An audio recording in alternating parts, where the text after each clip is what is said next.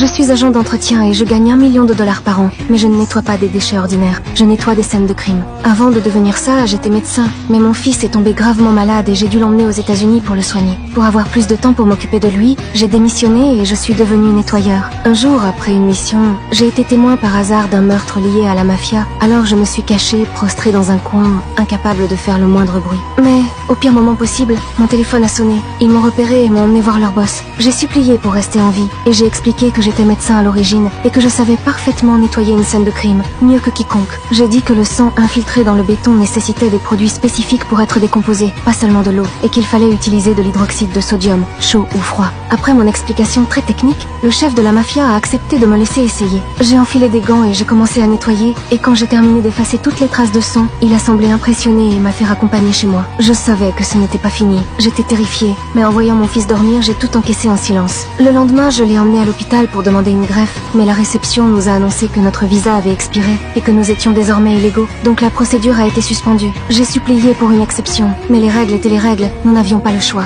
Au moment de partir, j'ai vu un membre de la mafia nous attendre. Il nous a emmenés sur leur territoire. Quand j'ai revu le boss, je lui ai demandé pourquoi il me suivait alors que je n'avais rien dit sur la veille. Il m'a donné un sac d'argent et un téléphone en disant que j'avais fait du bon travail et que c'était ma récompense, qu'il voulait que je continue à travailler pour eux. Il a ajouté qu'il m'aimait bien et qu'il ne voulait pas me tuer. Je savais que je ne pouvais pas continuer, mais les soins de mon fils coûtaient trop cher. Alors j'ai hésité, puis j'ai pris l'argent et le téléphone. Dès que je suis rentrée, l'hôpital m'a appelé en me disant de revenir, car la procédure de don allait finalement reprendre. J'avais du mal à y croire. Le boss de la mafia m'avait aidé en secret, et sans m'en rendre compte, j'étais tombée encore plus profondément dans leur monde.